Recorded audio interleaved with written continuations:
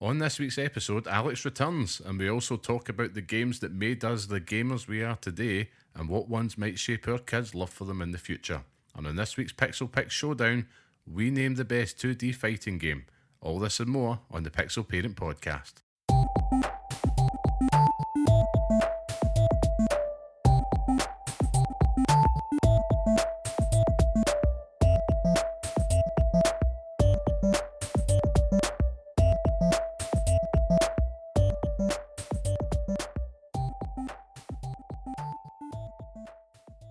Hello and welcome to the next episode of the Pixel Parents Podcast, the show that discusses all things gaming from the perspective of parents. I am your host Liam Kelvin, and today I'm delighted to say that once again I am joined by the virtual one. It's Cross Buttons VR's Alex. How are we? I'm very well, thank you. I did wonder if I would get a nickname this time. Tastemaker's not here. And Nope. I'm like, well, that's nice to have a nickname. The virtual one, I can work with that. Absolutely work with it. I thought you'd like that one. I really did think, right, it's time. He needs a moniker. He needs a moniker now, so we're giving you one officially. But yeah, thanks again for joining us this week, Alex. Scott sadly can't make it this week. So Alex, you'll be taking up the mantle of the co-host this week. It's before taking out by Swifties, yeah. Oh yeah. Well, maybe you can reaffirm the love for the Swifties out there, perhaps, and stop the internet coming after them. How's about that? Yeah, I'll try my best. Excellent. So, Alex, but again, before we just kind of dive into everything we've got to talk about today, it's been a really exciting times for Cross Button VR, and of course your new show, The Mimics Vale, as well. So I thought, why don't we kick things off just by telling our listeners just about the shows, what's been happening, and where they can hear you each week. Yeah, thank you very much. Has been an exciting time. Feels like Cross Button VR. We're largely a PSVR 2 podcast, but we've kind of spread out to the whole world of VR now because there's not everything's on PSVR 2, and we all have other headsets to play with. So why not? And so it's a very exciting time for VR at the minute. I know a lot of people are kind of like to shit on VR for one of a certain way of putting it, but there's so much good stuff coming in VR at the moment, and it's constant. And we're just having a great time over there sitting talking about VR every week. We get every Friday. No, we don't. Every Tuesday we release a new podcast. You can find us at Cross Button VR, where it's just us chatting all the latest news. The game's a bit like you doing the flat stuff. Mm-hmm. We do it the VR stuff. So that is Cross Button VR. It's going from strength to strength. We've had a little bit of a change recently. So we are, if you did know us before, you might not find us in our old feeds, but you can find us at Cross Button VR everywhere now. And that's a bit the same like the Mimics Vale, so slightly different. When the last time I was on and we were kind of explaining who I was, I kind of got myself a little bit tongue-tied because everything was just in progress at that point and we hadn't quite got there. But we've recently launched the Mimics Vale and we've just hit episode 7.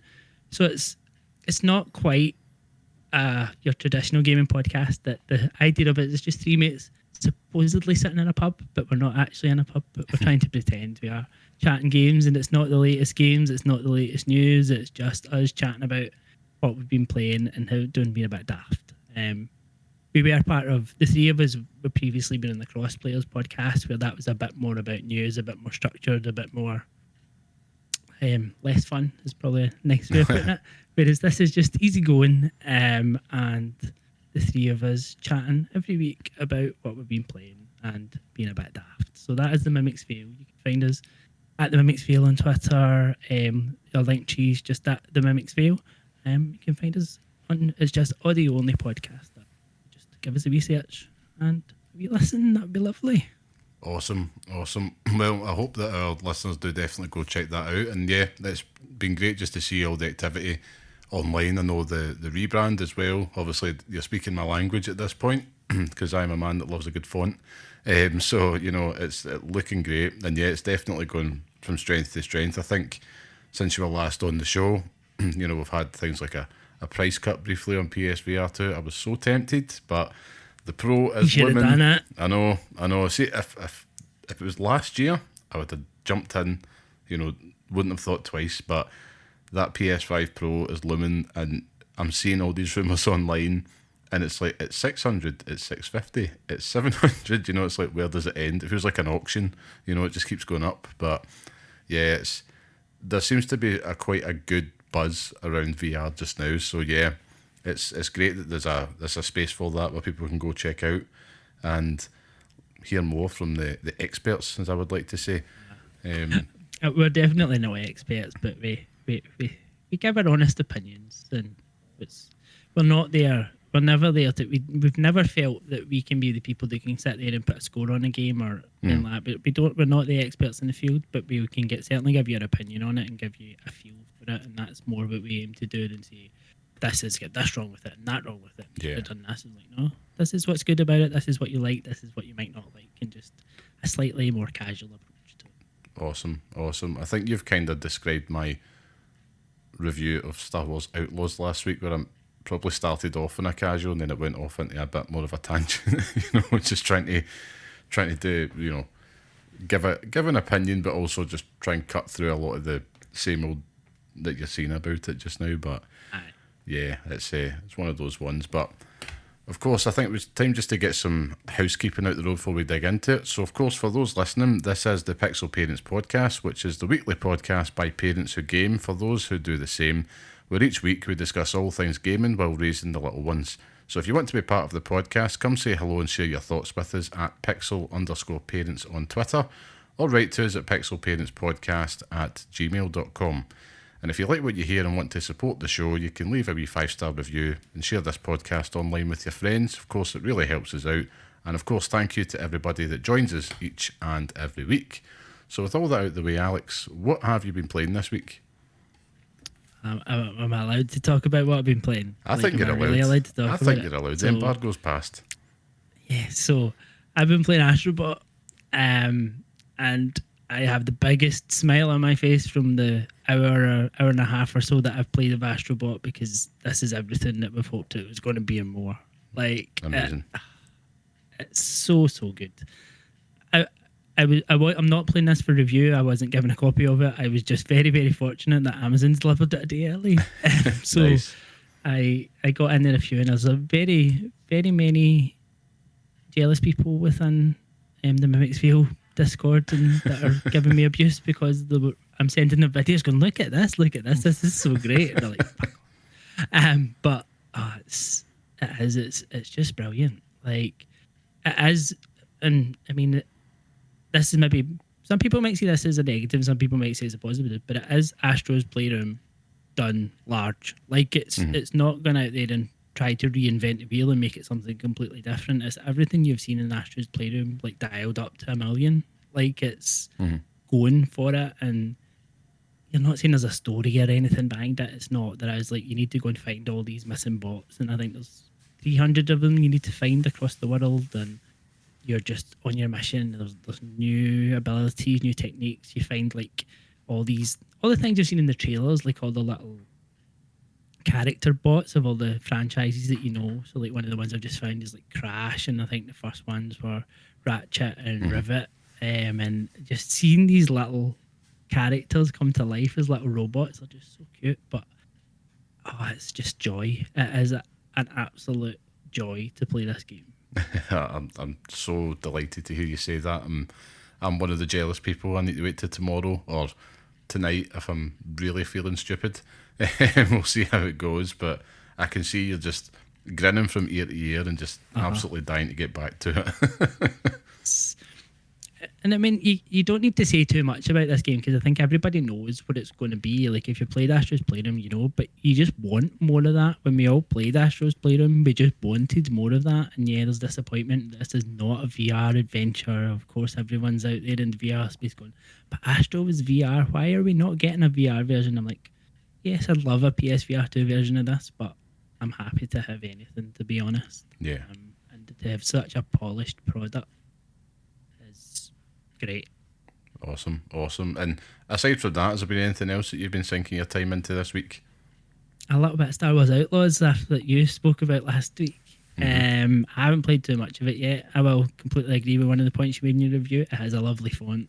It does have a lovely font. They've just done such a nice job of that side of things, and I've really stayed away from a lot of the discourse around the game because I don't care about any nonsense that what people are saying about it. I'll make my own judgments on it, and I've enjoyed what I've played so far. I'm like, it's not a 9 out of 10. It's not a 4 out of 10. It's that nice, probably 7 out of 10 game, and I like a 7 out of 10 game, and I'm enjoying my time with it. I like an Ubisoft game anyway. So yeah, more of that. Looking forward to playing more. It's the first big game I've tried to play in ages, and I know it's not huge, but it's the biggest one I've approached, and at least it feels like it's gelling a little bit. So Yeah, no, I'm glad to hear it. It's always nice to hear like that you're not insane, and that other people are kind of getting the same vibe and experience from it. I mean, I've been chipping away at that this week. I quite fancy the platinum, although I think Astrobot's definitely going to derail that because, yeah, but we're going to go for that straight away, aren't we? But it feels like Star Wars, and like you said, it's not an 8 or a 9 or a 10. It's just that sweet spot, but it does what it's supposed to do, and yeah, I'm having a lot of fun playing it, and I actually think the more time I'm sinking into it, the more I'm enjoying it. I know that can put some people off, and fair enough. But yeah, it's a good game, but it is big. You know, there's no getting away from that. I'm kind of weighing up: how long is this platinum going to take me? I think it could be a 30 to 40 hour number, to be honest. But can I do that before Assassin's Creed Shadows lands? That's the big question. But it is silly season.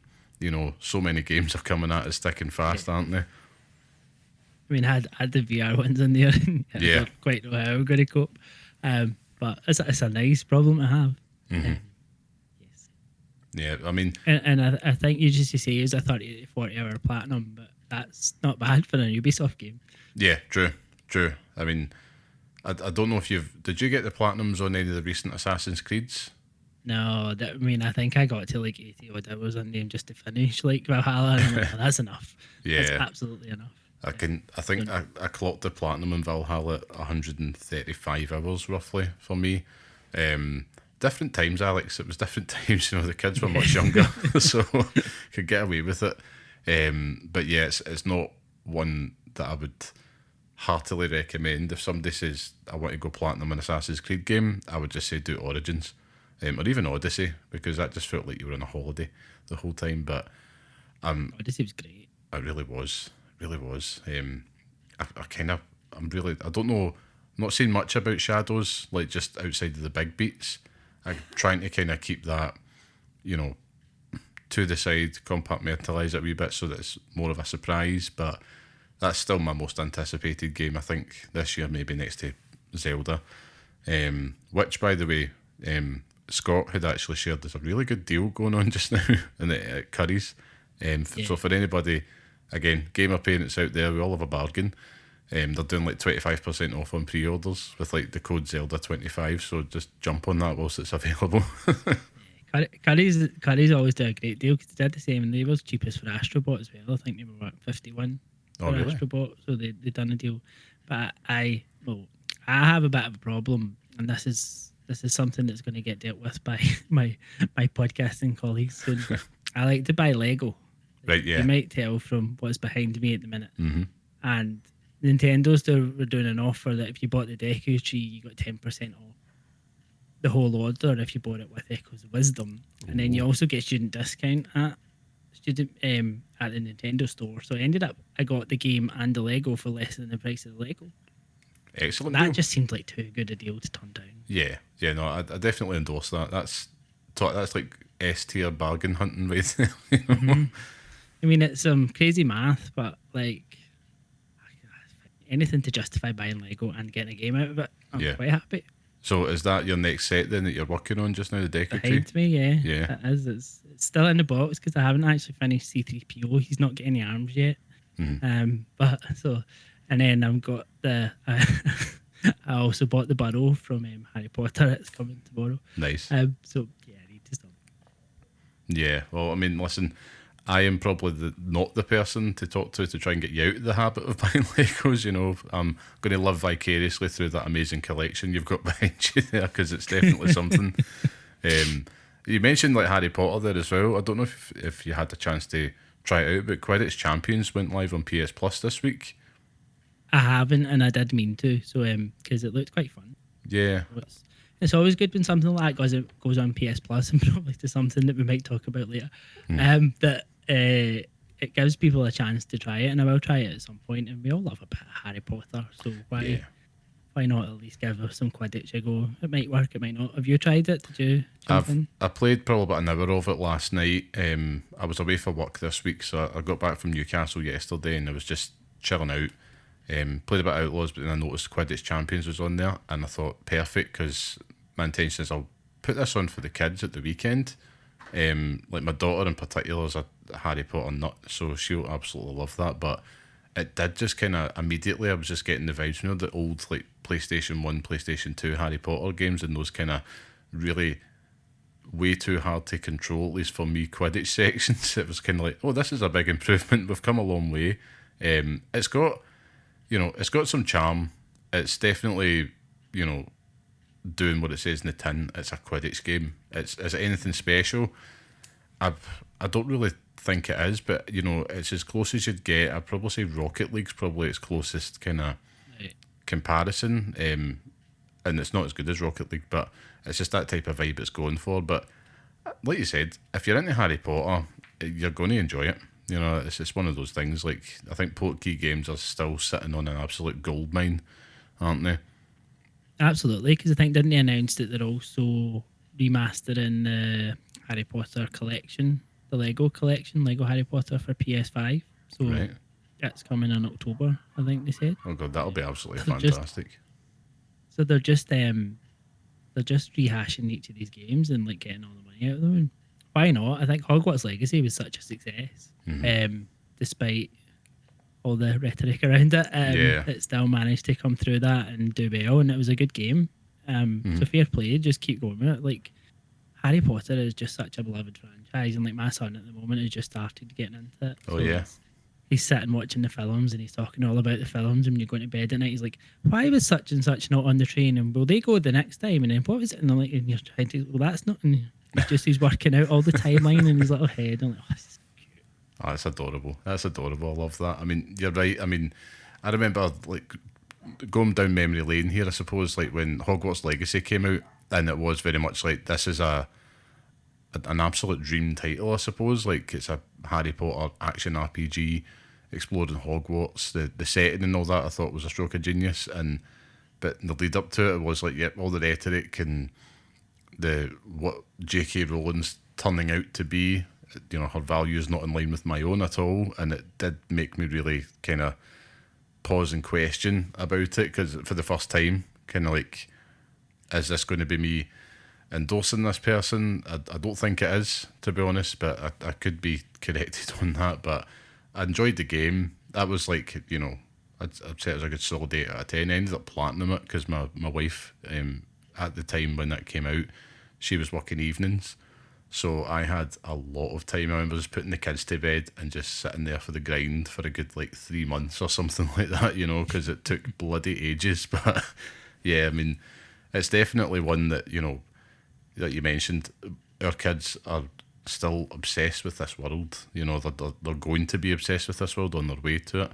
And, I could probably recite those movies word for word just now, because it's just been like, there was a phase every Saturday morning it would be the first Harry Potter film, just on loop all the time. And then, sick days, I think we managed to get up to the 5th film one time, just had them on all day. But yeah, it's a pretty cool thing. It's worth checking out, and like I said, it's free. I still don't really, I wouldn't say I've got a preferred position yet, but it's cool that you can do that. If you wanted to, they've got different mechanics for like being a keeper as you would be to kind of being a seeker and stuff like that. So it's pretty cool stuff there to nerd out on for sure. Outside of that, this week I suppose I did dive into Scott as well, the Black Ops 6 beta as well on the Xbox, because we both enjoy playing Call of Duty for our sins. Just something good just to, I think it's just a habit that hasn't gone away, but it's solid. It's kind of like if I want to go in and play a shooter, that's it there. And I have to say, I loved it. I thought the Omni movement just feels way better implemented than what they did previously when they tried to move away from boots on the ground. Just felt a lot more solid, and it's crazy as well. Like the matches were absolutely frenetic, and they've just made small tweaks to things like, the amount of times that you would maybe not get a kill because it would be registered as an assist. It's just now all counted as elimination. So you're sitting looking at the final like score sheet, like, oh, I got like 45 kills that round, and it could have well been 41 assists or something like that. But you're still feeling like that does sound better, to be fair. it does. Yeah, it's just again, it's just that little dopamine hit of it that's still very, very good at. But if you're into shooters, and I suspect probably a lot of our listeners are, it's definitely worth checking out. I think the Open Beat is this weekend, isn't it? I'm not sure. I think so, yeah. Yeah. And also it's in Game Pass, so win-win, you know. I don't know, is COD something that tickles your fancy these days, Alex?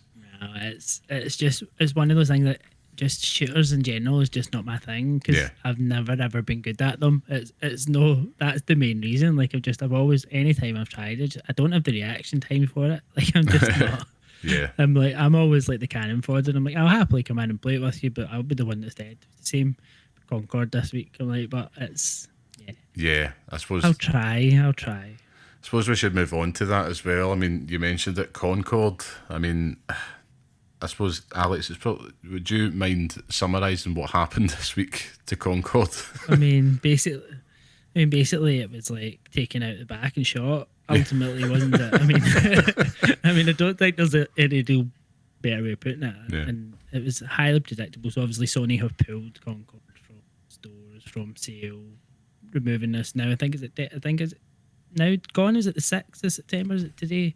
Yeah, that tomorrow. It was taken off of the stores, and you're like, so I think the writing on the wall was on the wall for Concord before it even landed. I mean, ultimately, the numbers weren't there, the hype wasn't there, the marketing wasn't there, the support wasn't there.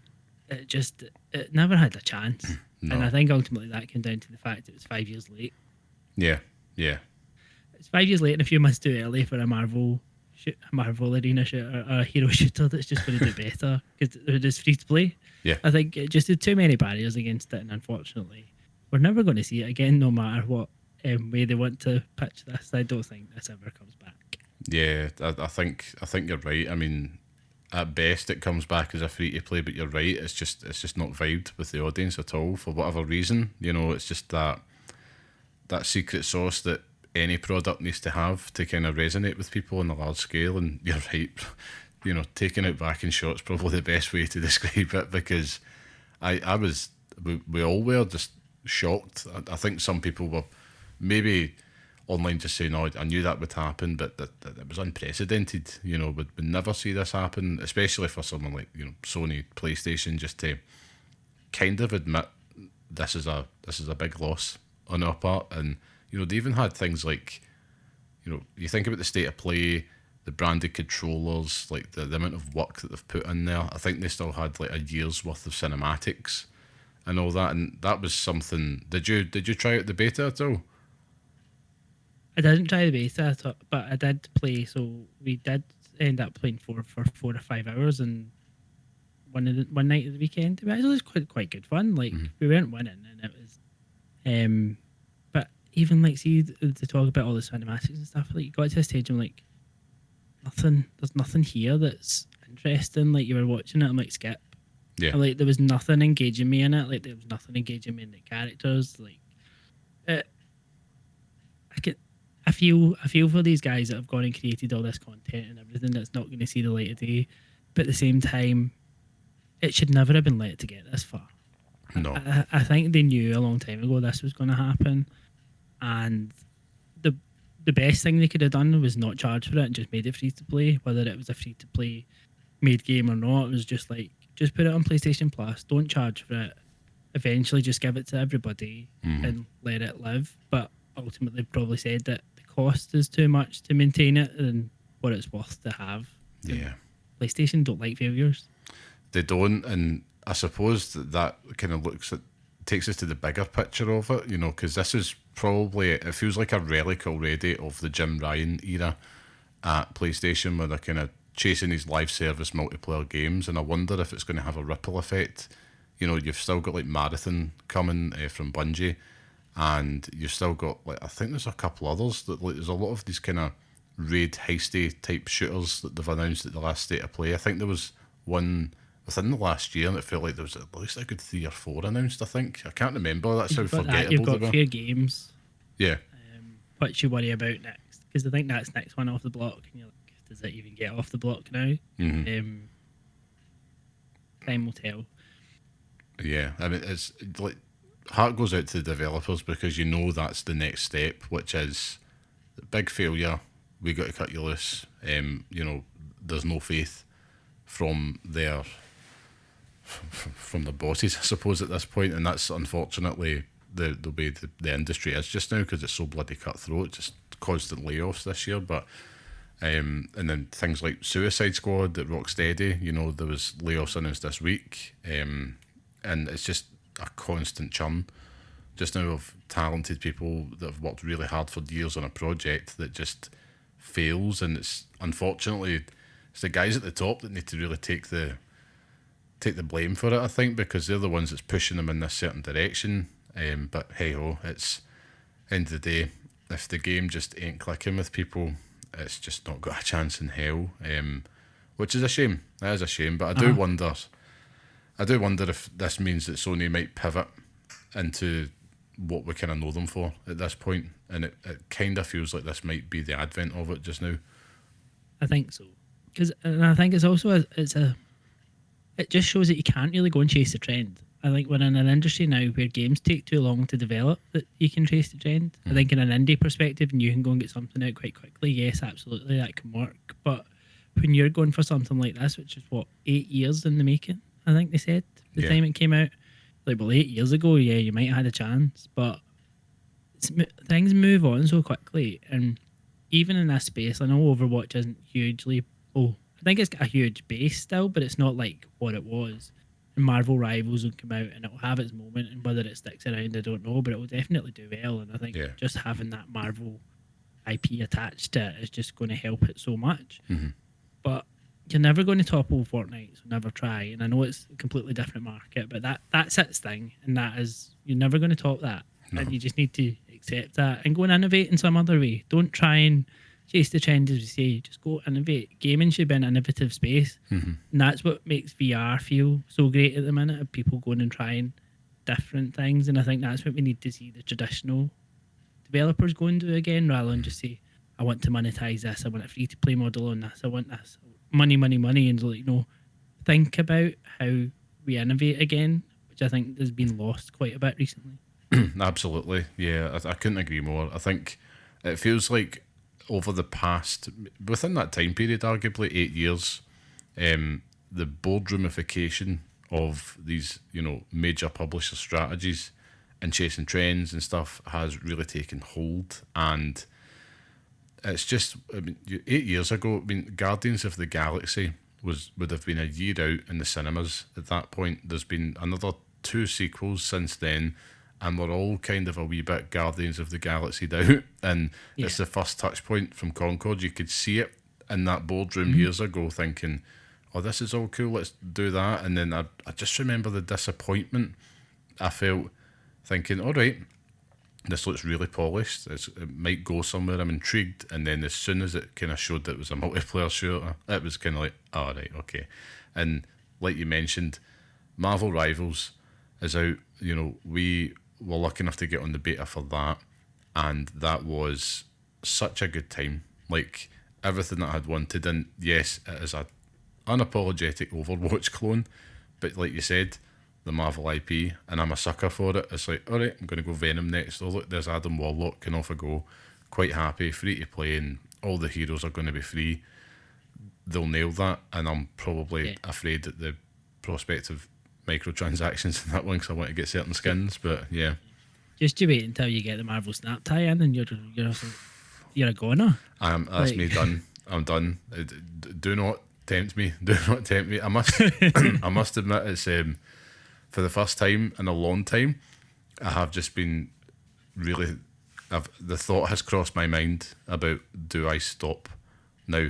And I do mean that, because it's just with it's just starting to feel a little bit insurmountable, the kind of walk to infinite every single month. And then you've got The alliances is probably the only thing that I play it for now. Like being part of that team and just kind of talking to people within the alliance. That's the good thing about the game for me. But yeah, there's just the way that they've kind of monetized that game a wee bit doesn't sit right with me just now. The card acquisition's crap, and it's just, I don't know. It just feels like it needs something to jolt it a little bit, but. That's my sad Marvel Snap update for the week anyway. So that's that one ticked off the list. But I know we're talking about like games being innovative and stuff like that, and you're right. Like VR, it just kind of seems to be has caught the current just now, and that's good. I think, and it's in a short space of time. I have to say as well. Probably when you had joined us the last time, that was probably just at the start of it. It just kind of felt like. Yeah. There's something different going on here, and then you've got Batman Arkham Shadow now looming, and it looks absolutely fantastic, I have to say. It's, when you see a big IP like that going down the VR route, you do get a wee bit concerned, and you're like, how they're such beloved games. Mm-hmm. Like, can they do this? Can they deliver it? And then everything that we're seeing from Camouflage and all the trailers and all the combat and all the action, you're like, yeah, you can do this. You absolutely can. And like, you will feel like Batman. Like, it's just, I don't think there's going to be an experience quite like that. That's just, so excited for that. And is that, I'm assuming that's one that's high up on your list now in terms of games coming out this year? Yes, that is right up there. Excellent. We don't have a date yet. I think it's going to get a date at Meta Connect. We don't quite have a date, but we just know it's October, and that is probably my most anticipated now. Like, it's just nice. It's ticked all the boxes now, and any concerns I've had are gone. I just hope that's how it lands. I really hope so, because it looks like it's something special and out of nowhere, which is so refreshing. That's the thing, and I think I was disappointed when I first saw it announced, just because I don't have a VR headset.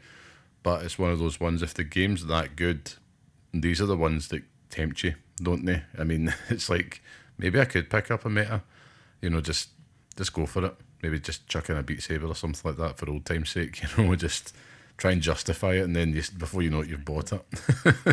and then they're going to have, so at Meta Connect, you're going to get the Quest 3S, which is going to be the successor to the Quest 2 essentially, but the lower end entry point to the Quest 3. But it should still be comparable. And I'm assuming, I'd be shocked because I know Batman is a Quest 3 exclusive, doesn't play in the Quest 2, but I can't see them bringing out a 3S and it not being able to play on there. But see how it goes. See how it goes, I suppose. And that's the thing that I just wanted to touch on, is that we talked about it before.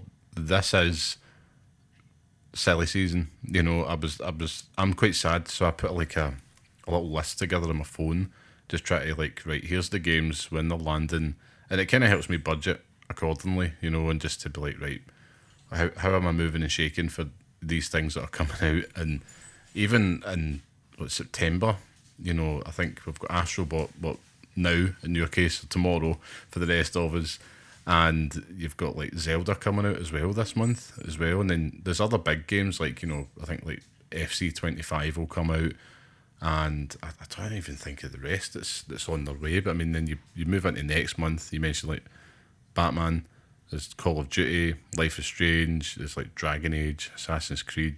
It's just never ending. I've probably missed off about a million other good, fantastic games, and I can't even bring them to mind. But it's just thinking about managing this eventual backlog that is coming, and we don't have to play them, but that's not how our minds work, is it, Alex? No, it's absolutely not. I mean, the backlog is always very real, but I don't think it's ever felt more real. And you do need to plan when these games come, and I would get very much better, as you say. We do need to play these games, and that's how our minds work. But over the last couple of years, I've probably been a wee bit better at not having to jump on them straight away. Yeah. Probably because of VR, to be fair. And I know I mentioned VR quite a bit, but because I spend so much time in that space now, like some of the flat stuff does wait. But a lot of the time now, waiting's not a bad thing because games always need a patch. Yeah. And if you wait long enough, you're going to have a much better experience with what is coming generally. I'm not even know where I'm going to start. Like, I genuinely don't, because you're just like, that's coming. Do I actually bother starting that? Or do I wait to start that? And then you're into it. I bet should I just wait for that one? Or like, what'll I fit in here? And then if you think of all the indie stuff that's dropping around it, like Yeah. Plucky Squire and things like that, and you're Oh, like, looks fantastic. yeah. I mean, like, we've never had it so good. Yeah, yeah, and that's what I'm surprised at, because I think at the start of the year I was really thinking there might be maybe 2 or 3 games that might catch your attention, and they all just kind of start hitting. And then this is this year. Next year you're going to have some juggernauts coming. You know, I suppose GTA 6, which will definitely get delayed. You know, I'm absolutely expecting a delay on that to November. GTA 26. Yeah, that's it. So I mean, it's there's so many big things on the horizon. Like you said, it's a really good time to be a gamer. But you're right, waiting is probably the best thing to do, unless you're in the content cycle, I suppose, as we are. But you know, even things like Star Wars Outlaws, I've seen a lot of people just been like, I'm going to get that in Ubisoft Plus and just, you know, dive into it that way. And it's a really good way to kind of save some money, which is good. Yeah, absolutely. But yes, one of those ones. We'll have an episode coming up in the next couple of months where we're going to dig into things like that, which I'm looking forward to. And we're going to be employing the help of some of our younger family members for that one. So we'll keep posted on that one. That won't be far away. But of course, that leads us on to the main topic now, Alex, which is what we're kind of titling the games that made us. You know, we wanted to really just take a wee look back and talk about what really shaped our tastes and our interest in gaming as a whole, but also go from there and try and gauge what we think it's going to be for our kids, you know, as they get older. Do we have a crystal ball? I suppose we'll find out. But, you know, Alex, why don't you kick us off? I mean, what was the games that come to mind and the ones that kind of shape your taste as a gamer? I mean, I'm going to be the cliche here, like, and it has to be like Mario, because I remember when I was young, and I'm a little bit older than you guys, that when Mario was out in the NES, and my uncle had a NES and got into his house and that, and then I got a NES that Christmas, Super Mario Brothers, and you're like, oh. So many years passed, and I think Super Mario Brothers 3 came. Like, this is the best thing ever. That was the best thing ever.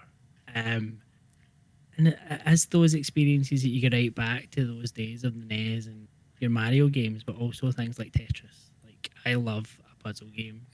Like, that's my jam. Like, it's any sort of puzzle, or like Lumines or anything like that now, or anything like that. But Tetris just holds a very special place in my heart. Like, I remember my dad used to work abroad when I was younger, and he came back with a Game Boy and Tetris for me. Nice. It was the best thing I've ever got. Like, it was, and I just played hours and hours and hours and hours and hours of that thing, and I've loved Tetris ever since. And I still look forward to like the different cups that they have on Tetris 99, and at the Nintendo Direct last week, they had Tetris Evolution announced. Like, that got me incredibly excited. I'm sure not many other people were for that, but I'm like, oh yeah, absolutely. And I mean, that's very special for me. And that was the kind of younger years, and then you kind of came through and probably had gaps, and we all have it. You have gaps from when you're playing and when you're not playing, and then probably if I skip quite a long time, and then come back to how I got to come back into gaming, and it was Ori and the Blind Forest. And that was one of those. I had the Xbox sitting there, I hadn't played a lot, and like, right, I'm going to pick something off of Game Pass, and I picked Ori, and then I just refound that love of gaming through that game. Yeah. It was, well, I was going to say like a spiritual experience. It wasn't, but it really like reignited my love for that I've lost for so long. And you'd been in those years of just playing FIFA or just playing COD for some people. Not really so much COD for me, but very much a lot of FIFA. And you're like, why have I wasted all this time on this when there's things like this out here that I could be playing? Yeah. So that it's like the two extremes, and then there's loads in the middle, like your Banjo Kazooie, all those different things. And the N64, like the N64 was like peak for me at that young age. Like, so many good things on there. Yeah, that platformer and puzzle is probably defines me. Yeah.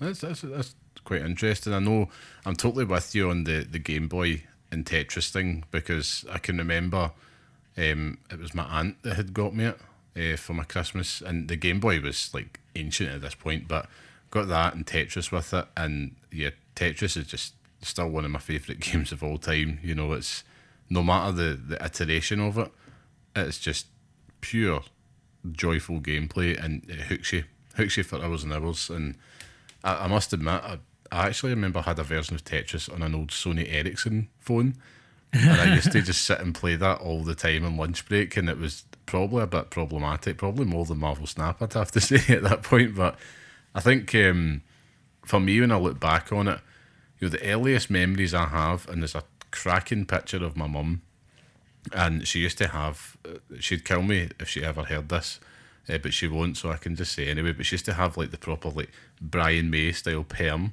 like back, you know, like the early 80s or the early 90s this would have been, I suppose. And they went and bought like a Sega Master System for me, you know, it really was for them. And it's just a picture of her just kind of glaikit staring at the screen with this wee controller playing Alex the Kid. And it was like, that was one of the earliest memories I have of like playing games in my house. And it was that type of, again, platformer, and then Sonic, because it was very much a Sega household back then for us. And from there it grew. And really it was games that shaped kind of my taste were the ones that you would enjoy with like your friends and cousins, and, you know, past the controller type thing. But it grew, I would say, exponentially when the PlayStation had landed. And I remember my aunt, who the same one that got us the Game Boy actually, she had it, and she had Tekken 2 and Crash Bandicoot, and I just used to love going to her house and playing that. And I was like, this is the future. Like, you know, forget, this is predating the Matrix, you know, so it's like, this doesn't get any better, you know. And it was just like really easy games to get into, pick up and play. And I think the PlayStation really has a lot to kind of answer for in terms of getting me hooked on gaming, because it went from the kind of, I would say, very simple past the controller type stuff, introducing me into more story focused and being invested in worlds and characters, with obvious ones like, you know, Metal Gear Solid, but Oddworld is one that really kind of bridged that gap, you know, with it being a platformer. And I was obsessed with that world, you know. And it wasn't, you know, being a young kid at the time, I suppose, it's like I get hooked in by like farts and stuff like that, Yeah, you know. absolutely. And it's like, this is amazing. And, you know, being terrible at games but still enjoying them, that's the thing. But it was just because it became something to obsess over. And I think it then just went to that point of like, games then usually became like an extension of an IP or something that I enjoyed. Like you said, I'm totally with you. Like, you do take a break from gaming. Like, I wasn't gaming like I do now when I was younger, and I wish I did, but it wasn't the case, because, you know, you're kicked out of the house and told to go outside and play, and, you know, you've always got something else on, I suppose. But it was like the whole role playing aspect, I think, started to kick in at that point. And it was like a lot of wrestling games and Tony Hawk's and all that type of stuff. And then when you get to like the 360, I think that's where I would say I matured as a gamer slightly, when I like moved away from the annual release stuff. And it was even things I look at, like Gears of War, for example, as like, wow, that felt like a moment, you know, like it being cinematic, and it ticked all those boxes of like a world that I could get invested in. I used to love getting like the special editions and seeing all the concept art and just reading the thought that went in behind it. Ones like Dragon Age, Mass Effect, and even like Uncharted, they started to become my bread and butter, you know.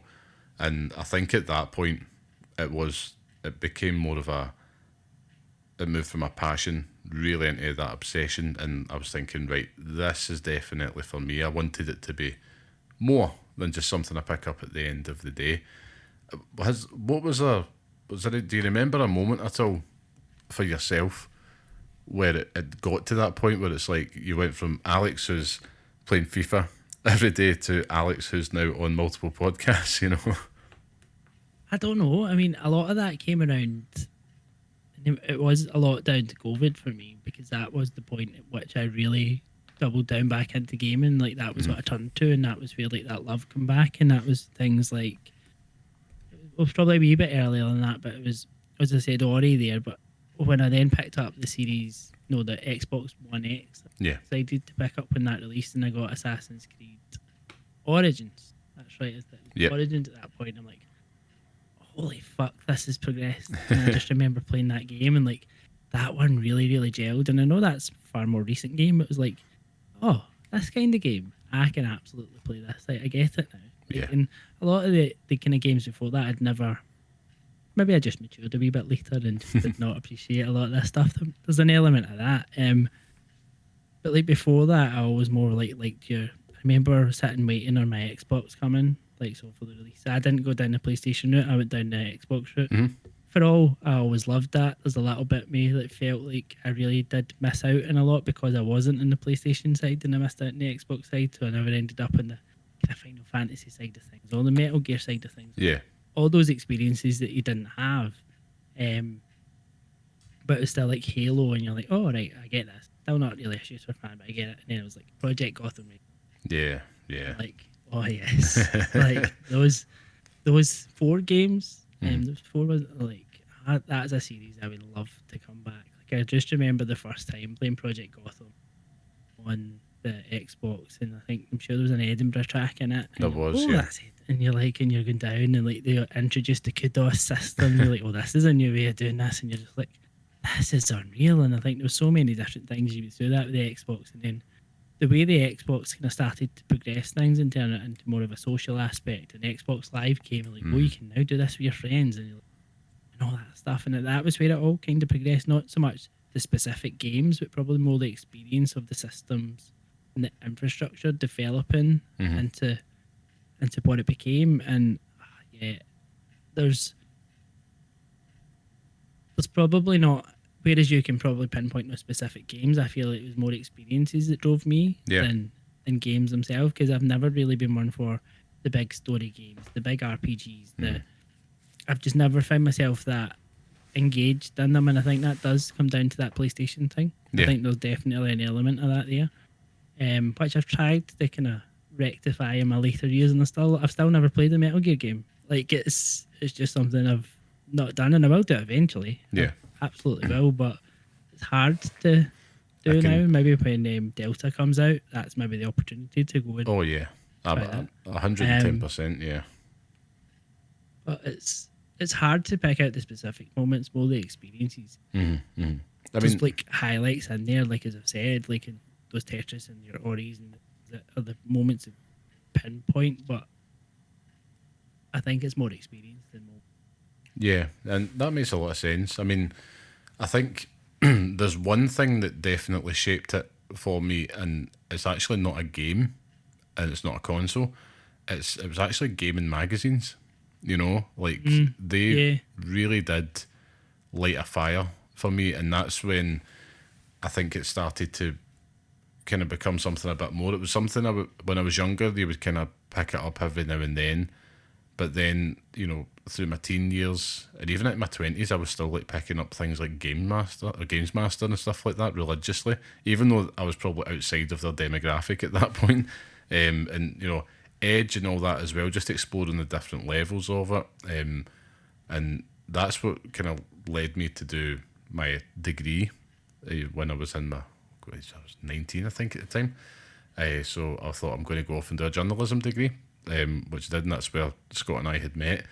And it's one of those ones where I was just obsessed, like really, really obsessed with just trying to become a games journalist. And I remember getting to do some cool things, you know, early on pursuing that route. You know, I think one of the highlights was interviewing Rihanna Pratchett, who did the Tomb Raider reboots. She wrote that, and I think the sequel to it as well. She was lovely. I couldn't believe that she was giving me the time of day. And I was like writing for websites and stuff like that as well, and it was great. And then that obviously helped me later on in my career, but I did get to a point where I thought I don't want to I had to basically throw the towel in, because I remember getting this potential job opportunity down in Bournemouth, and the money they were paying for that, I would have been making more money working part-time in a local shop or something like that. And Yeah. money isn't everything. That's not really what I'm motivated by. But at the time, I was thinking, kind of need to think about, moving on in life and moving out of my mum's house and stuff like that. And, uh, getting an engagement ring, that those type of things were kind of crossed my mind in my early 20s. So I kind of had to knock that in the head. So this is why I still keep touch with doing what I'm doing today. But those magazines, man, like they were just a highlight of the month. They Yeah. were so good. They were, and it's such a shame where we're at now, and you're seeing a lot of them dying off, and you're Yeah. like, it's. They were a highlight, and you went out, and it was like, can I get this magazine? Can I get it? And you almost felt like you got to experience the games through the magazine, because we were probably in a different day and age where you couldn't just go and buy every game. Like you got the games that you had, and you absolutely played the backside off of them till the cartridge was just about worn out. Like you couldn't go and buy every game, but at the same time, it was the magazines that told you about the games that were coming out. It's not like this world of social media that we live in, that everything is to say this is coming out on this day and this is coming. You didn't know what games were there until you went into Wilbur's on Yeah, a Friday to see what the new releases were that had come out. You're like, oh, look at that, a new game. You're like, oh, exactly. And such a different world. I wonder, that's what's made me think about, when we talk about like what type of games, I suppose it's like what type of environment is going to support the next generation, our kids. Just how do they kind of get into it differently? Because I always think about, like, you mentioned like going into Woolworths, or even just the magazine, even just picking up the magazine on the shelf and just having a flick through. And that would kind of build up a lot of your awareness of what's around you. And because, like you says, you can't buy, it's not like now if it's like a 15 quid indie game or something that looks pretty cool, I'll check that out, because you're an adult with some disposable income.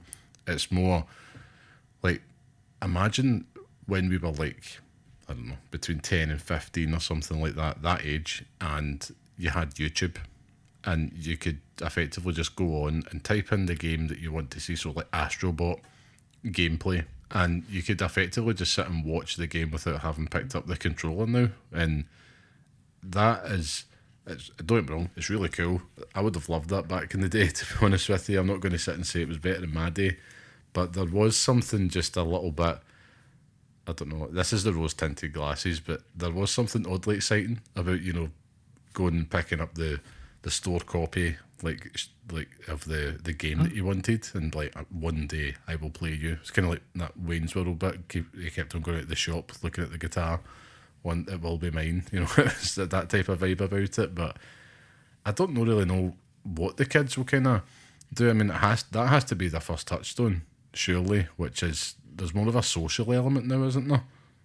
Yeah, and I mean, and it's a social element that also comes with like a level of caution, because you're very much, at what point do you let your kids play Fortnite is now the discussion. It's not are they going to play Fortnite? It's like, at what point do you allow it? Because you know you're going to get to the stage that's going to happen, because it's what all their friends are going to do. It's how they're going to communicate with their friends, and it's where we are. Yeah. But at the same time, it feels so shit that's where we are compared to the experiences that we had when we grew up. Because I feel like, oh yeah, it's so great how well everything has progressed, and how well everything has developed, and how innovative and things are, and how much it's moved on from the market. But it's lost a bit of its magic because of that. Like, there's just not the same thing of flicking through that magazine. It's not, you take for granted getting a game because you'll buy it digitally, and you're just like, oh, there's not that excitement of going into a shop. Not that excitement of going into a shop and seeing what's new and what's been there. You know what you're going for before you're going now. You know, it's true. you say you've got your list in your phone and you know what you're looking forward to, so there's no like spontaneity about it. We used to probably get and buy games that we'd never heard of because we're like, oh, that's new, that looks quite cool, let's try it. And that was just kind of how it was done. And I worked in Woolworths back in the day, like in the entertainment section, so I quite enjoyed, like, as the boxes came in every week to see what was in the box. I'm like, oh, and you're reading, well, that looks quite good, I'll put that over there. And you're like, it was just, all that magic is gone. It's replaced by a different kind of magic. That's not to say that gaming's in a bad place at all, it's not, but it's just, it's not the same as we grew up with, and I do feel a bit sad about that. Yes. Seeing my son now develop a lot of love for gaming, and particularly Mario, which is nice because that's where I started, and he's doing exactly the same. But that's come from YouTube. It's all like, he doesn't watch YouTube here. He watches YouTube at Grandma's. Grandma lets him watch YouTube. Okay. And he comes home and he's like, "Oh, this happens in Super Mario Wonder." He knows everything that's happening in every level of Super Mario Brothers Wonder because he's watched it all. Yeah. And it's the same now when he's writing his list for Santa, and he's like, "Can I get Super Mario Maker 2, Mario Party 10, Mario Party 9, Super Mario Brothers Odyssey, Super Mario Galaxy 2?" And he's listing through all these games, that every single one that you can think of, and you're like, and he's telling you everything that happened in every one. And like, why am playing the game? I know that is crazy.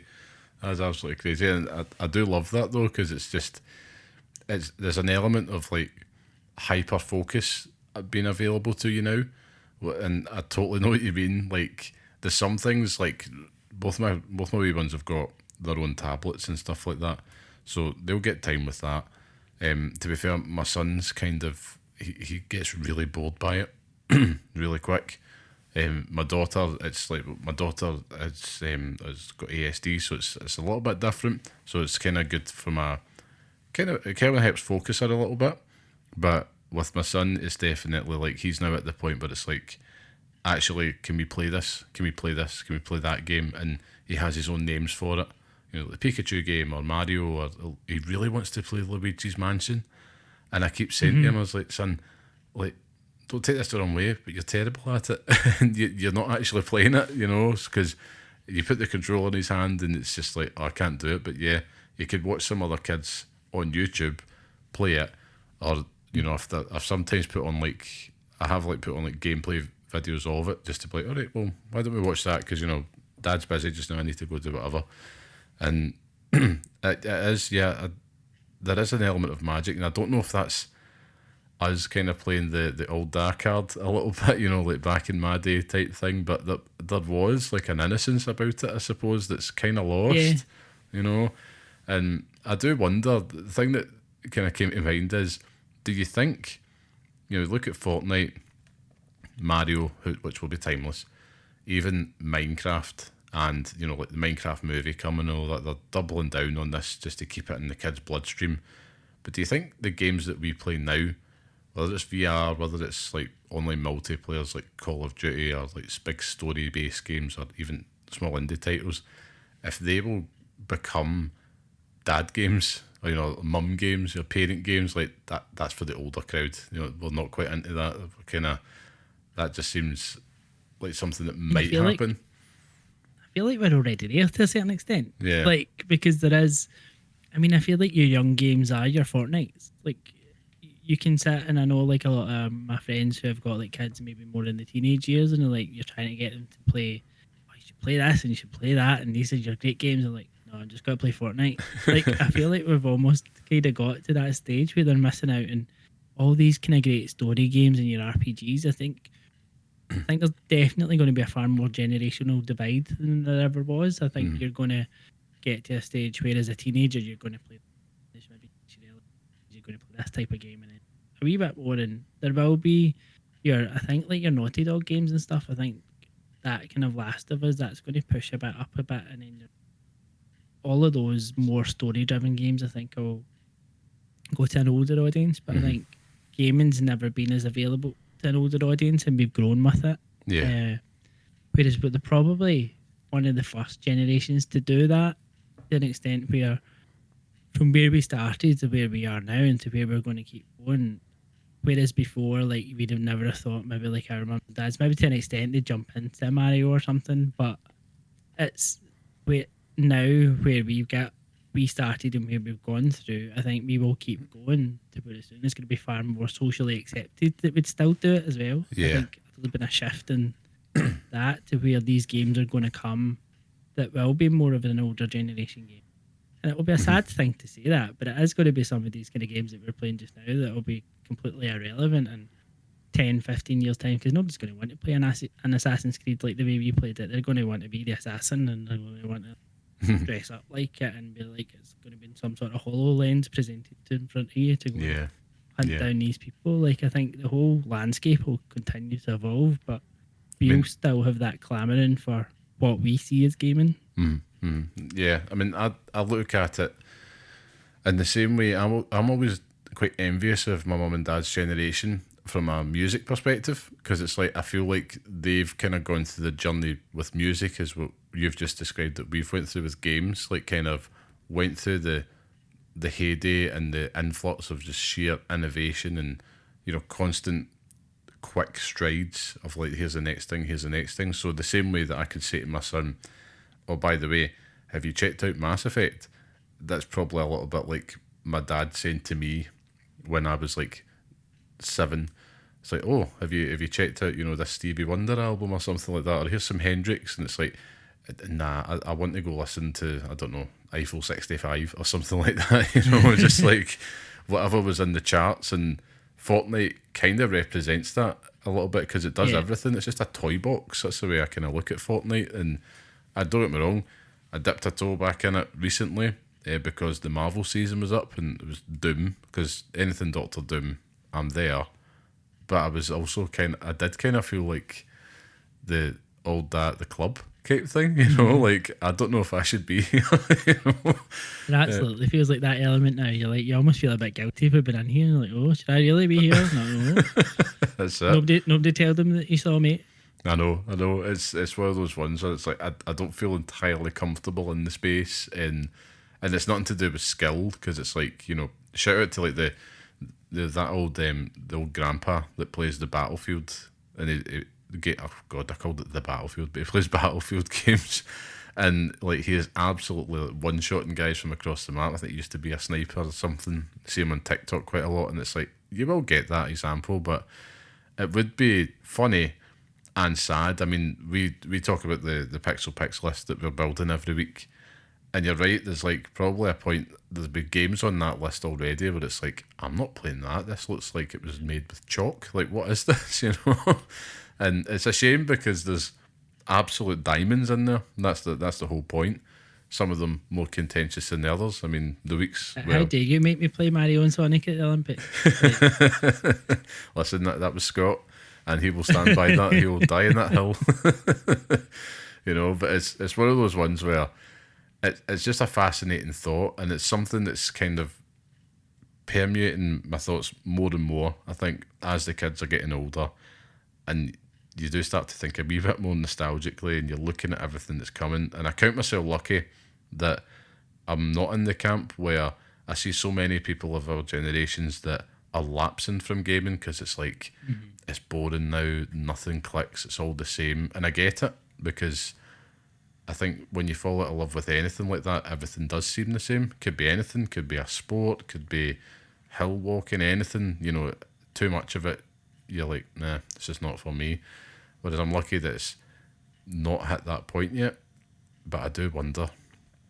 I'm like, I really do, like in a few years' time, I'm going to go through this Pixel Picks list and I'm going to be like, right, why don't we try this and see how it goes? Mario and Sonic at the Olympic Games, buying a Wii off of eBay. Let's find some of these things that you used to hold in your hands and like move, and it's nuts. It's absolutely crazy. I mean, you harken back to the Xbox and the experiences with that, right? And even I had recently just finished the Xbox kind of documentary that they put up on YouTube a few years ago, and it was fantastic. Yeah. And it totally made me kind of yearn for those days, like Xbox entering as a disruptor, the big two becoming the big three, even things like you mentioned, like Xbox Live. I remember seeing that in the shops, and my brain couldn't compute it. I'm like, what is this? Like, how does this work? It came with a little headset and a little bit that ran at the top of the controller with the volume control on it, and you're like, and it was mind blowing. But I was like, no, I can't be playing that. And here we are. Even like fast forward 3 years from the time seeing that in the shelves, and things change so fast. I just don't think. I think that's what's the difference is now, is that it can only change so much before it starts to become kind of what, if I, again, going back to this old analogy, look at the music industry now, and it's not that I'm not the person that's going to say there's no good music these days, because that's totally not true, and there's still bands and artists out there that are putting out 10 out of 10s, and this is the point where you get to come in and make your case for Taylor Swift, of course, just to kind of protect us from the internet. But it's one of those ones where you're still getting those people, but it's just the scale of it, and it's not the artist's fault. It's the industry around it. You know, I come from a musical family. Right, my dad's a musician and all the rest of that. My cousins as well. They were on X Factor a few years ago. I think one of my youngest cousins, she's actually a presenter on CBBC just now. So she's doing great. But it's like the industry, if they were a group, say 40 years ago, there would be A&R reps and all that, and you'd be gigging, there'd be a local scene, and it was all just about ideas. And same way with gaming, isn't it? Like that explosion of ideas. And the closest thing is what you're talking about every week with VR. That's the closest thing we're getting to it now, isn't it? It is, and I think it's, as you say, it's an exciting space again to be in there, and I think that's what makes it exciting. To the point I was also making earlier about not feeling innovative in the like big gaming space, like not so much the AAA space is probably a better way of putting it. But loads of innovation in the indie side of things, but VR's just, I feel like it's just not quite hit that moment yet, but it's coming, and I think when it comes, it'll. And you can say what you want about Meta and about Zook, but he's throwing money hand over fist at trying to make this work. Yeah. Like, and there's no sign of it stopping, and I think he will do that until it does work, and I think it's getting there. Yeah. What the ultimate edition of VR looks like, I don't know. Like, for all the different headsets I've tried and all the different experiences I've had, it's still very much in its infancy. I'd say it's at the stage of where Mario was when we were young, like at that kind of infancy of where consoles have kind of gone from, like your NES stage to where you're at with like a Switch or whatever the next Nintendo console is. Yeah. But the music industry was a very interesting point, because I was having this conversation lately, and like you get to that age, you're like, I don't know any of these songs anymore. Like I don't know who these people are, and you hear it and you do. But I think there's very much of that is because of the change that happened to the industry when streaming came in, when the charts changed, and you know it was like, and you would go down and it would all be about the number of singles that were sold every week, and you had new singles coming out, and you had to go in and buy it, and then your Spotify's came along and changed all that. And I very much feel like that's where the gaming industry has got to, with your subscription services, your Game Passes, PlayStation Pluses, where it's changing everything. And music's probably just kind of coming out of the other side of that now, and it's kind of worked through those issues and how those models work. But I still feel like gaming's trying to work that through, and it's just a wee bit further behind. And I think maybe in about 5 years we'll be out the other side of that, and you'll see what the landscape starts to look like going forward. And I think that'll give us a better idea of the longer term looks like. Yeah, I think that's a really good point you've made there, and I think you're right. Like VR, I suppose I always go back to 2016 as the kind of the big announcement, we're here, and it felt like it was everywhere. And I feel that wherever gaming goes, it has to have some type of reality aspect to it, whether it's virtual, augmented, a mix of the two. I don't know. I think the last time you were on the podcast, you were talking about even the Vision Pro, and you made the point, which I was totally bang on, is that Apple don't have a skin in the game unless they know they're going to make money from it. And it's like, you're right, like it's going to take time, but that's the only kind of next stage or the next frontier of gaming that I can really see. You know, like outside of, you know, proper holograms jumping about your house, that's probably 100 years off or something at this point. Yeah. It sounds terrifying, but it's you know, it seems like that's where it's going. And yeah, the gaming that we grew up with and what made us, of course, is going to be different. But I hope, without sounding too down about it, I hope that if our kids are going to show and express a real passion for it, they might do what they do, like with music, which is they just get into it, and it's like, you know what, I like the oldies. You know, I've played Tetris, it's great, you should check it out. And you know, that might become the new vinyl. Cartridges might be the new vinyl. You know, we never know. It already is a bit for a lot of us, isn't it? Yeah. I mean, we already yearn for retro, and you want that Mega Drive on your shelf, and you want those cartridges, and I think that'll continue. Yeah. But hopefully so. I mean, it would be a shame to kind of put everything we've got on the Pixel Picks list to waste. And I suppose on that note, it is time. I think we should move on for the Pixel Picks Showdown, where each week we each pick a game from our chosen theme, and we decide which one deserves to live on in the hallowed Pixel Picks list, which is our definitive list of the best games we recommend to pass on to the next generation of gamers if they don't think it's too old and embarrassing. So, of course, last week's theme was Star Wars, and it was a no-brainer. It was Star Wars Knights of the Old Republic becoming the latest addition to that list. Absolute right choice. Yeah, I feel it was. It just, I couldn't pick anything else as much as I wanted to throw a curveball in there. It just didn't feel fair at all. But yeah, we came to the conclusion on that. Of course, this week's showdown, we're going to be debating what the best 2D fighting game we think should feature on the Pixel Picks list. And I thought we'd kind of stick with something a little bit 2D to stay on theme a little bit this week. Now, of course, Scott's not with us this week, and Alex, you are the guest, so I would like to invite you to go first, if you wouldn't mind, with your honourable mention or pick. I'm not sure I even have an honourable mention, because like when I thought of this, like there's one game that it just has to be for me. Like there's no way around it, and I'd be shocked if this isn't either yours or an honourable mention. But I suppose you've got your two games, and one of them kind of goes as an honourable mention, and one of them goes as your pick. And I think Mortal Kombat 2 is the one that would come as an honourable mention. I don't think it quite gets there, because you had to. I don't think it takes much to guess what the other one is, but you had your kind of cleaner side and your more brutal side, and Mortal Kombat fell on the brutal side. And I think just remembering all those fights you had back in the day and trying to just fire through people with Raiden and Sub-Zero, get over here, and all the comments, and that was just what you were playing in the playground. You're like, get over here.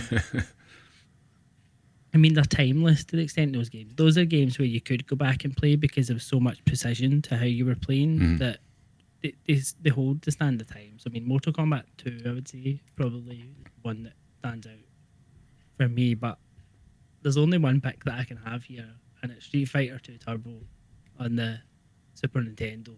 Yeah. I mean, I don't think it could be anything else. I mean, that game was just perfection. And I was never good at fighting games, but I loved it. I just always remember, and Honda, and you just had that arm going, and it was so good. It was timeless. Yeah. Like, those experiences you'll never forget. And I think you could go into that game now, and obviously, you've so many remakes of it, you're now at a completely different world in Street Fighter 6. But you're not top Street Fighter 2. No, I mean, you're absolutely right. Those were actually my honourable mention and my pick in the exact same order, because I really did sit and look, and I thought, of all the weeks, I thought Scott's going to have a field day with this, but he did tell me as well.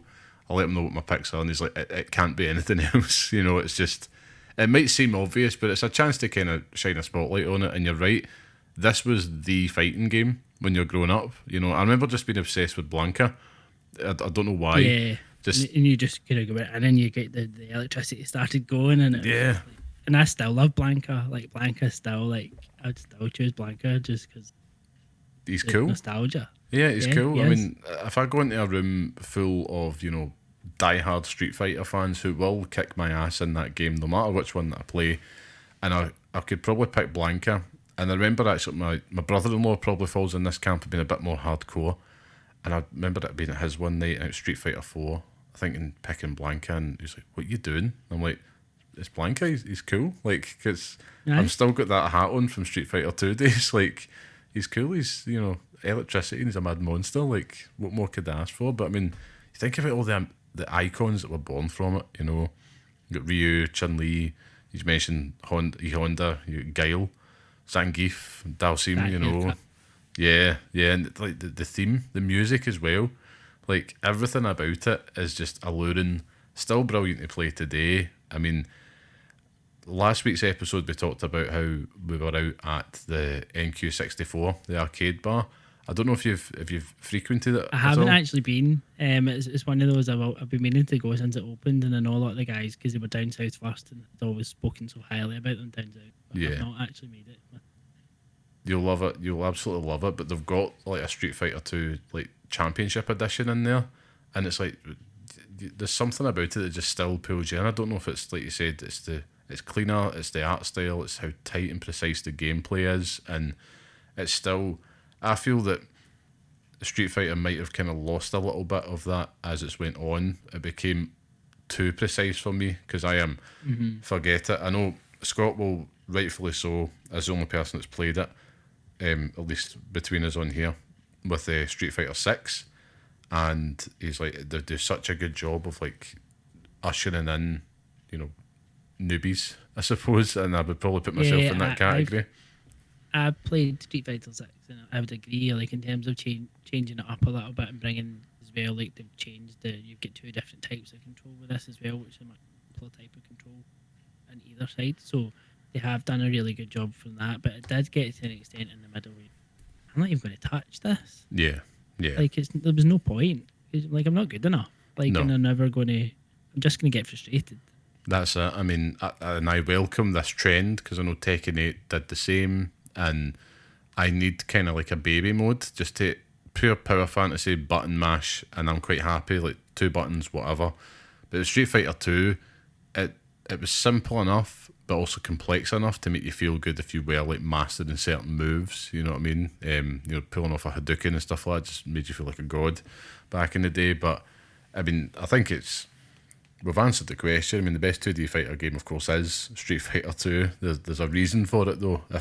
If there ever is a point where, as we talked about with the kids, if they looked at a Pixel Picks list and were like, "What? I'm not playing that. It's too old." It's like, I dare you to play that and not have fun. You know, even if it does look dated, it's just impeccably made. You know, and I think it's one, if you do go to NQ64 anytime soon, you'll definitely be playing it on the night. That's for sure. And I don't know if you remember, like in the SNES, it came in a tin. Do you remember the Street Fighter 2 tin? Yeah. I had that tin, and I don't know what happened to it. And I'm like, I wish I still had it. And every time I go into Forgotten Worlds, and they always have a tin. Maybe I should just buy one just for having it. Just for nostalgia's sake. You know what I mean? Every time I go in, that's the terrible thing about staying so close to that place. I'm like, I'm literally walked it, and I'm like, no, I could spend far too much money in here. I know. I mean, that's how I've got like one tiny little shelf in the house, and it's on purpose because I know I can't be controlled. And I've only got like a couple of amiibos, and I've got the kind of Batman statue that I got from like Arkham City, and that's as far as it's going. But like every year, I'm going off on a tangent here, but like every year, whenever the Christmas decorations go up, my wife always tries to kind of bury it in the box and make me forget about it. But I'm always like that.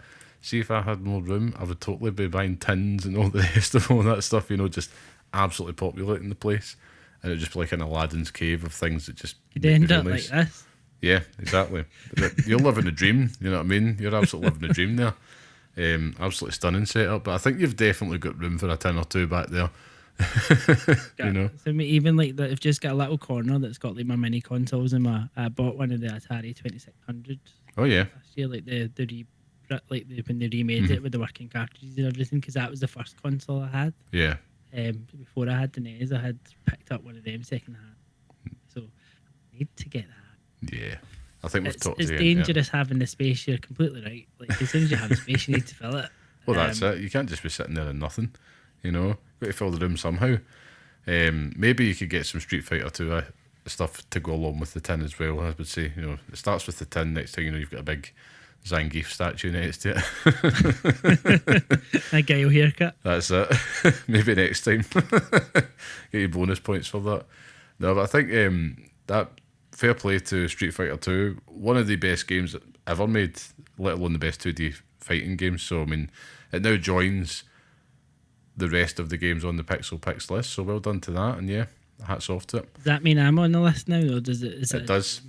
Yep, I will give you that one. So you're now officially on the list, Alex, with your pick up there with Mario and Sonic at the Olympic Games.